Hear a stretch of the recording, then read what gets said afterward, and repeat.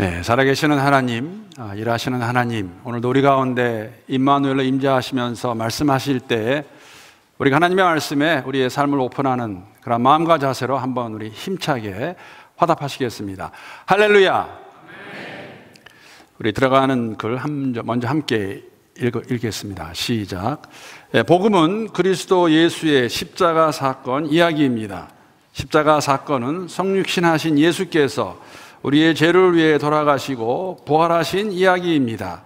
이 이야기, 십자가의 도는 세상의 눈으로 보면 어리석은 것이지만 믿음의 눈으로 보면 하나님의 능력입니다.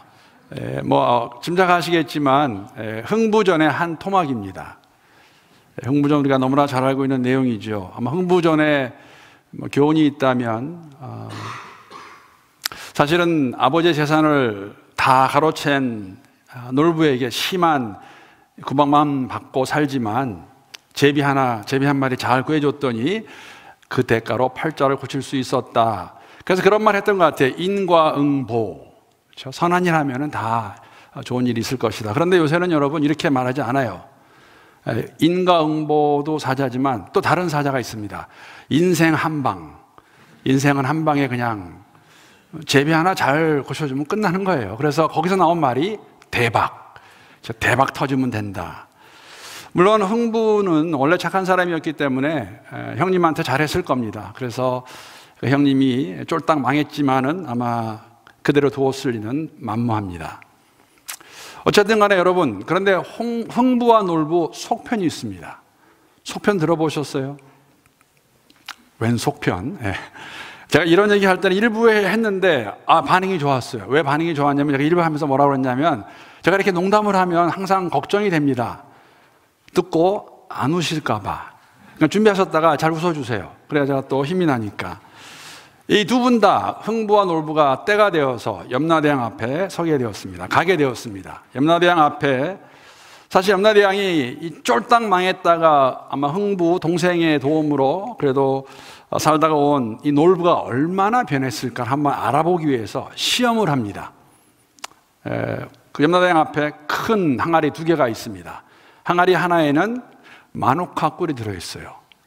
순도 100도의 마누카 꿀. 다른 항아리에는 냄새나는 거 들어있습니다. 그래서 염라대왕이 말합니다. 너희들 2 사람 빨리 들어가라. 그랬더니 놀부가 그냥 잽싸게 가가지고 마누카 꿀에 퐁당 들어가고, 그러면 이제 흥부는 초이스가 없죠. 그래서 흥부는 그냥 여러분 그 냄새 나는 거 아시죠? 똥통입니다. 똥통 항아리. 거기 들어갔습니다. 나옵니다. 나왔더니 염라대왕이 이렇게 말하는 것이죠. 너희 서로 마주보고 서로를 핥아라. 그랬더니 이제 이제 놀부가 그 다음에는 이제 흥부 마누라, 놀부 마누라가 왔습니다. 그랬더니 이 놀부가 이제 정신이 없는 거예요. 눈짓으로 야, 마누카 꿀 아니야. 이쪽 들어가, 이쪽. 열심히 했습니다. 그랬더니 부부는 함께 살면 닮는 게 맞아요. 그래서 놀부 아내가, 놀부 마누라가 그거를 알아들었어요. 그래서 냅다게 잽싸게 뛰어가서 똥통에 확 들어갔습니다. 흥부 와이프도 초이스 없죠. 그래서 마누카 꿀통에 들어갔습니다. 꿀 항아리에. 다시 나옵니다. 그랬더니 염라대왕이 뭐라고 하냐면은 흥부, 놀부 와서 자신들의 아내 가서 핥아라.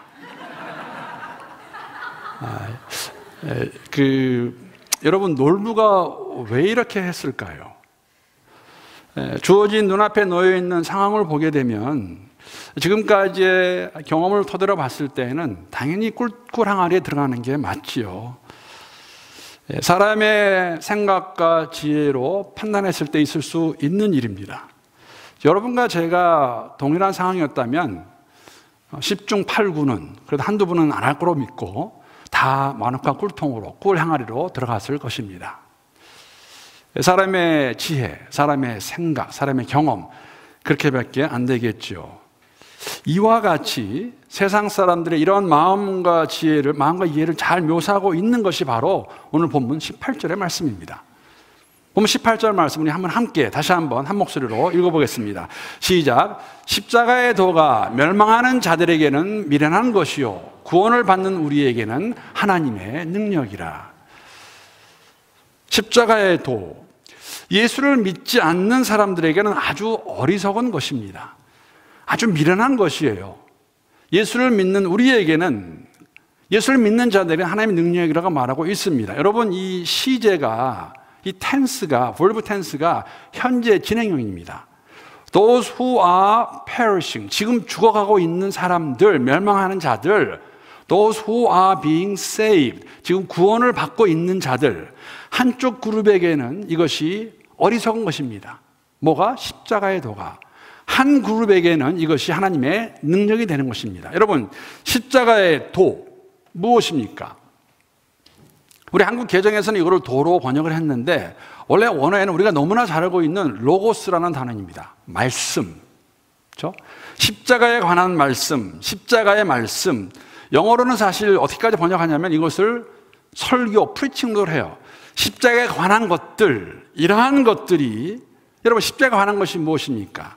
오늘 말씀을 시작하면서 읽은 내용이죠. 그리스도께서 성신하셔서 우리를 대신해서 죽고 부활하신 그 사건, 그 일, 복음, 좋은 소식, 예수를 믿는 자들에게는 하나님의 능력인데, 그렇지 않은 자들에게는, 여기서는 유대인들이나 헬라인을 말하고 있는데 이것이 어리석은 것, 미련한 것이라고 말하고 있는 것이죠. 왜 이들에게는, 이 멸망하는 자들이라고 말하고 있는데 왜 이들에게는 이것이 어리석은 것이 되었을까? 왜 그럴까? 오늘 본문 22절, 23절을 보게 되면 왜 그것이 그들에게는 거리끼는 것, 받을 수 없는 것으로 되는 걸 저희들에게 설명하고 있습니다. 22절 말씀 보게 되면 22, 23절 말씀 제가 다시 한번 읽겠습니다. 유대인은 표적을 구하고 헬라인은 지혜를 찾으나 우리는 십자가에 못 박힌 그리스도를 전하니 유대에게는 거리끼는 것이요 이방인에게는 미련한 것이로다. 십자가의 도, 이것이 표적을 구하는 유대인들에게는 거리끼는 것이고 지혜를 추구하는 헬라인, 이방인들에게는 미련한 것이라고, 미련한 것이 되었다고 말하고 있는 것이죠. 여러분, 이 거리낀다는 원래 원어를 보게 되면 우리가 잘 알고 있는 영어의 원어와 같은 이야기입니다. 스칸달리온이라는 말인데 이 말은 영어의 스캔들의 원어입니다. 예수의 십자가의 사건은 스캔들밖에 안 돼요, 유대인들에게. 왜? 표적을 구하고 있는데, 이 표적이라는 것은 여러분 기사와 이적이죠. 사실 유대인만큼 기사와 이적을 삶 속에서 경험한 사람들이 있을까? 언제부터? 하나님께서 모세를 통하여서 출애굽할 때부터 10가지의 재앙 사건, 홍해가 갈라지고 구름기둥, 불기둥, 만나, 메추라기, 얼마나 많은 일들을 그들에게 보여주셨습니까? 이들이 구하는 표적이 무엇입니까? 메시아가 온다면 이 메시아가 해야 될 일이 무엇인가를 그들이 알고 있었는데 그것을 자기들의 생각에 맞춘 것이죠. 거기에 맞지 않을 때에 예수님의 십자가 사건은 그냥 스캔들 정도밖에 되지 않습니다. 어떻게 한 나사렛에서 나온 목수의 아들 예수라는 자가 메시아라고 말하고 있는데, 자신을 믿으라고 말하는데, 하나님의 아들이라고 말하는데, 물론 예수님께서 기사이적을 베푸셨습니다. 행하셨습니다. 그러나 그들이 말하고 있는, 원하고 있는 메시아에 대한 기적, 표적은 무엇이냐면은 하나님의 아들 정도가 되면, 이 땅에서 메시아로 온다면 지금 로마 제국에 대항해서 우리의 다윗의 영광에 버금가는 그러한 영광을 되찾을 수 있는 자, 힘 있는 자, 능력 있는 자, 뭔가를 확 보여줄 수 있는 자가, 그런 사람이, 그런 자가 메시아지, 십자가에 죽어가는 그러한 사람이 무슨 메시아가 될 수 있냐.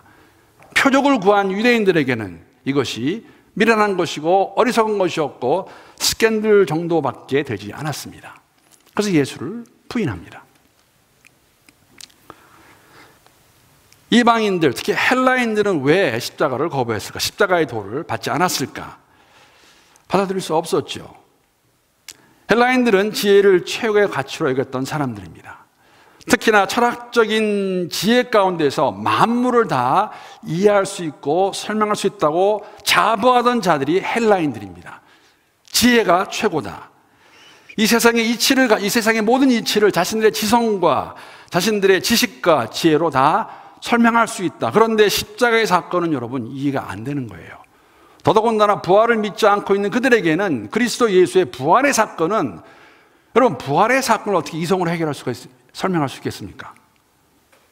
그런 일이 한 번도 없었는데, 그러기에 그들에게는 이 그리스도 예수의 십자가의 사건, 십자가의 도가 어처구니 없는 어리석은 것이 되고 만 것이죠. 십자가의 도, 자신들의 지혜로 보았을 때 한마디로 정리하면 기준 미달의 일입니다. 있을 수 없다. 어리석은 일로밖에 받을 수 없었습니다. 여러분, 이러한 유대인들과 헬라인들의 생각, 마음, 오늘날에는 없을까요? 2000년 전 고린도에 있는 교회 성도들에게 그 사람들에만 있었던 일일까요? 어쩌면 저는 더 심한지도 모르겠다는 생각을 가져보았습니다. 우리가 필요로 할 때는 기적이 일어나야 되고, 또한 믿고 싶지 않으면 내 이성에 맞추어서 그거 있을 수 없는 일이라고 말하는 오늘날의 세대, 더 심해진 것이 아닌가 생각해 봅니다. 여러분, 연초가 되면은 가장 돈을 많이 버는 사람이 누군지 아세요? 연초가 되면 무속인들이에요. 이건 제가 그냥 드리는 말씀이 아니라 한국에 일어나는 팩트입니다. 사실이에요. 정치인들, 지성인들, 연예인들, 조금 더 가하면은 제가 이 이야기를 기사를 보았기 때문에 언젠가 말씀드린 것 같은데, 장로님들, 어떤 사람은 어떤 데는 목사도 간다고 그래요. 내가 올해 교회가 부흥되나 안 되나. 물론 그런 일이 있으면 안 되겠죠. 하나님이 없다고 말하는 이러한 사람들이 무속인한테 가서 올해 한 해 운수를 쳐보는 거, 이거 뭡니까 이거? 앞뒤가 안 맞는 일이죠. 이게 지성인들이 하고 있어요. 이것도 특히나 많이. 믿음이 있다 고백하는 사람들 가운데서도 크게 다르지 않습니다. 우리는 자칫 잘못하면 하나님을 알라딘에 나오는 그 램프의 지니로 만들 수 있어요. 지니 같이 만드는 것이죠. 내가 열심히 문지르면 지니가 딱 나타나가지고 What can I do for you? 뭘 해드릴까요?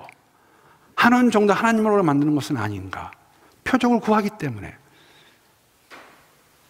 기적을 행하십시오.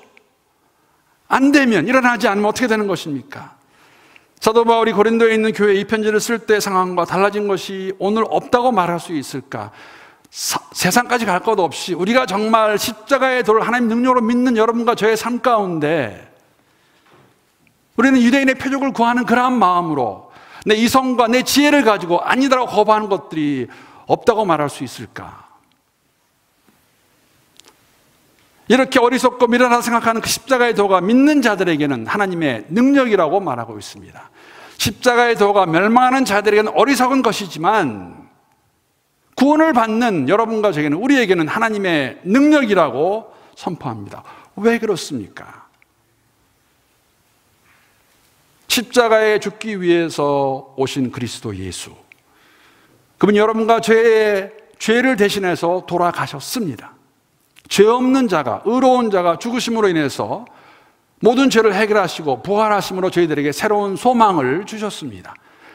그것이 하나님의 능력이라고 말하고 있는 것이죠. 여러분, 이런 질문을 드리거나, 여러분 예수를 믿으십니까?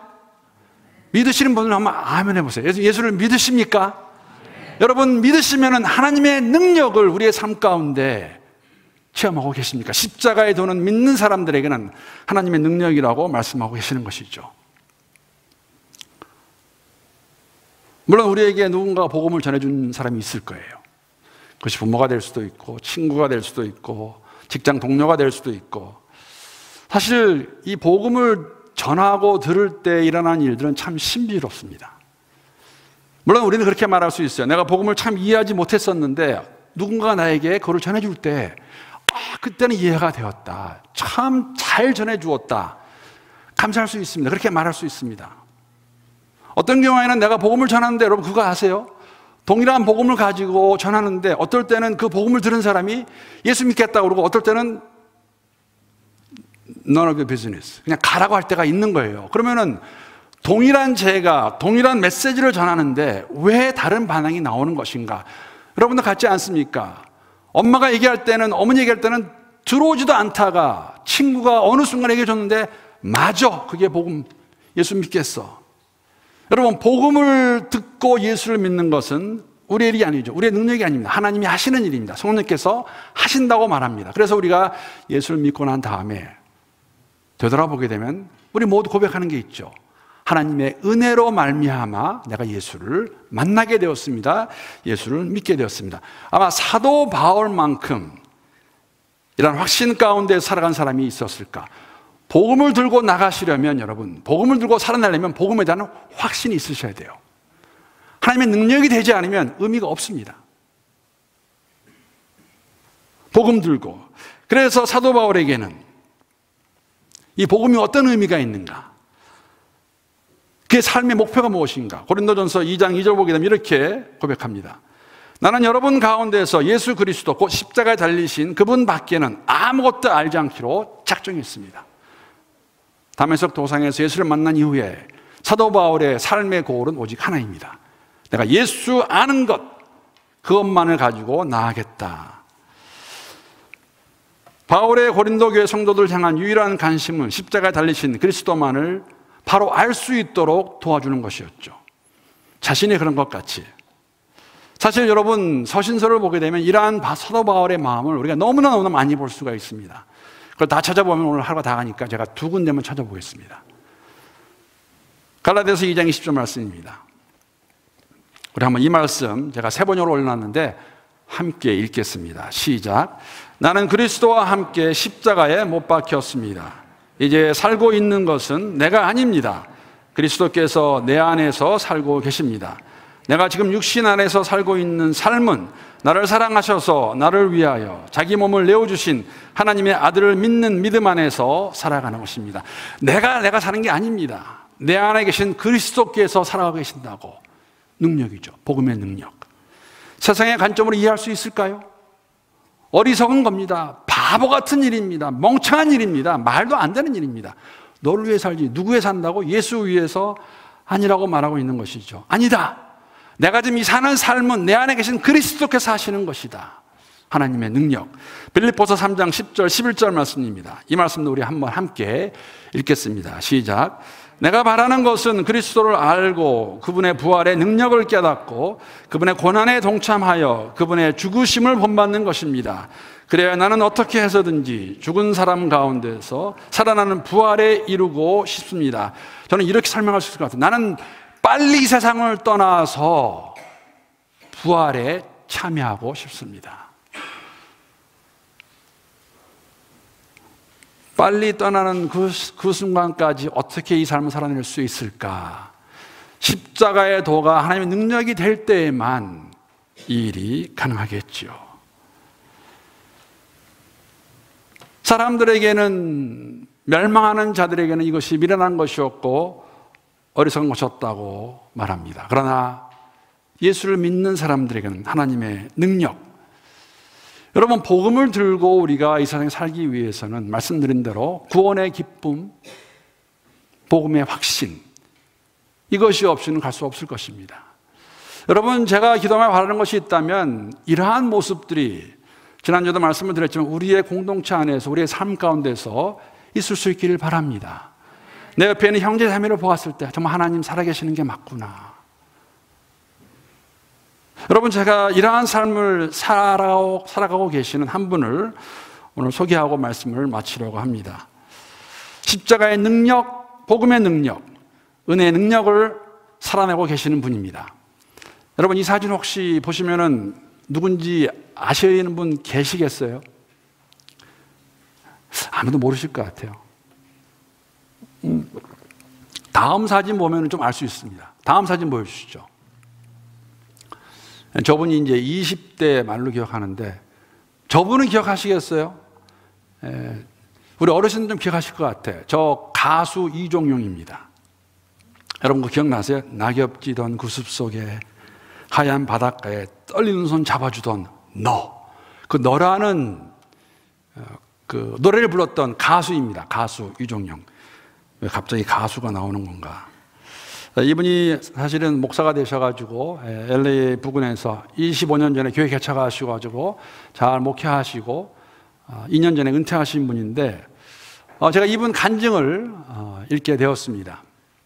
제가 LA 살 때도 뭐 교회 이름은 들어서 알고 있었는데 가수 이종용은 1975년 MBC 가수 가요제에서 신인 가수상을 받으셨고 근데 얼마 있지 않아서 사실은 거의 한 8개월 동안 본인이 노래한 그 너로 최고의 인기를 누리시다가 그 대마초 사건으로 140일 동안 서대문 구치소에 수감됩니다. 그때 같이 갔던 분이, 지금은 저희가 뭐 윤형주 장로님 그러는데 윤형주 뭐 이장이 그런 분들 다 함께 대마초 사건으로 들어가고, 그때 이종영 가수는 내 인생이 이것으로 끝나는구나라고 상했다는 그러한 간증을 합니다. 감옥에 있으면서도 굉장히 억울하다는 생각을 많이 하셨다고 그래요. 왜냐하면 자신은 원래 정직한 사람이고 착한 사람인데 꼭 대마초 그거 하나 가지고 다른 사람 피해도 주지 않았는데, 이렇게 세상에서 무엇이 되었든지 간에 들키면 죄가 되지만, 그래서 우리가 그런 말이죠. 재수 없어서, 운이 없어서, 들키지 않으면 다 아무것도 아닌데, 사람들은 숨어서 다 하는데 왜 나만 운 없이 재수 없이 걸려가지고 이렇게 감옥에 와 있는 건가. 그렇게 나날을 보내고 있던 가수 이종용에게 어떤 한 사형수가 복음을 전합니다. 사형수의 그 진지함 앞에서 그는 복음을 받아들이게 되고 예수를 믿게 됩니다.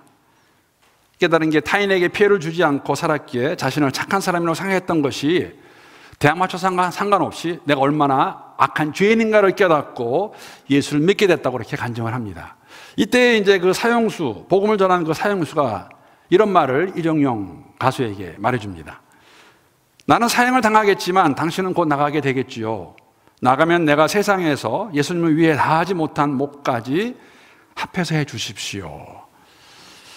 이렇게 사형수를 통해서 복음을 듣고 믿게 된 가수 이종용, 그리스도가 그의 삶의 주인이 되어서 얼마 안 있다가 미국으로 이민을 가게 되고 텍사스 샌앤토니에 가셔서 신학대학원을 졸업하시고 목사가 되십니다.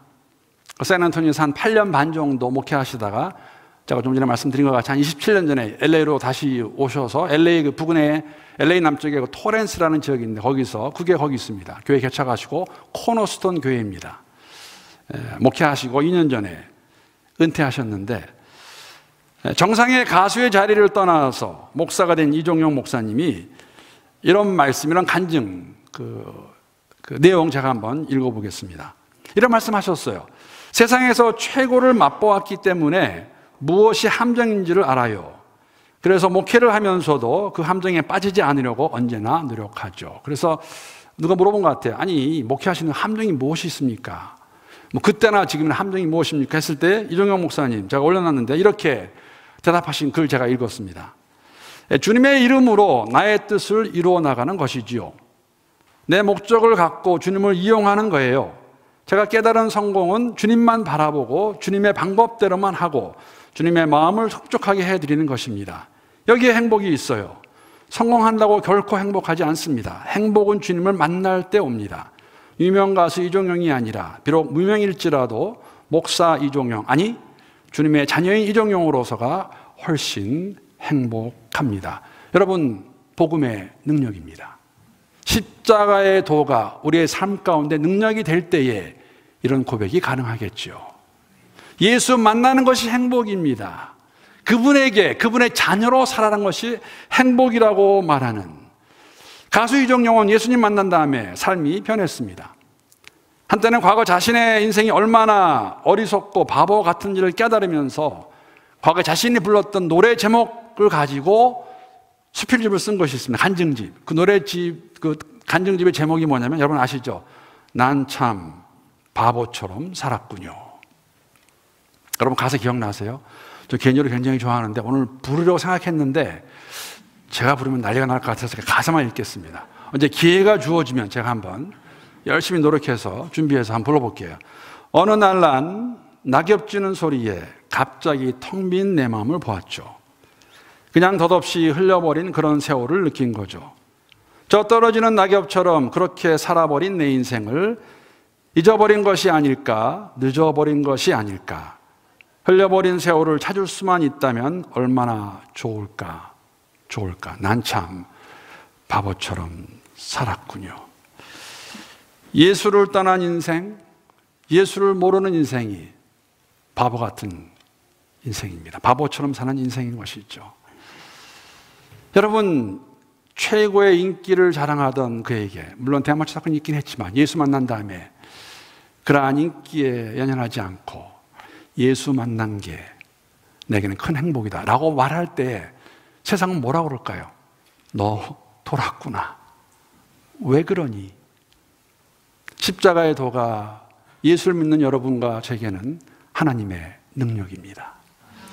하나님의 능력입니다. 이러한 마음 가지고 우리 다시 한번 18절 말씀, 이거 외울 수 있으세요? 이거 다 외우실 것 같아요. 함께 외우거나 읽겠습니다. 시작. 십자가의 도가 멸망하는 자에게는 어린한 것이요 구원을 받는 우리에게는 하나님의 능력이 됩니다. 능력이라. 이러한 삶 살아가는 우리 멜번 한인교회 모든 성도님들, 구원의 기쁨 가운데서 구원의 확신 가지고 복음 들고 땅끝까지 전진해가는 우리 모두가 될 수 있기를 우리 주님의 이름으로 축복합니다. 오늘 말씀 마치면서 이 찬양이 제게 다가왔습니다. 여러분 잘 많이 아시는 찬양이에요. 아시고 계실 것입니다. 살아계신 주. 그 가사를 보게 되면은 살아계신 주님만이 우리의 참 소망임을 찬양합니다. 복음을 들고 전진해 나갈 때에 그분이 살아계시기에 근심 걱정이 없는 그러한 삶 가운데서 우리의 길을 인도하시고 우리를 구원의 기쁨으로 충만케 하시는 그러한 마음, 그러한 기도하는 마음으로 우리 가사 생각하시면서 오늘 함께 나눈 말씀 기억하시면서 우리 함께 찬양하도록 하겠습니다.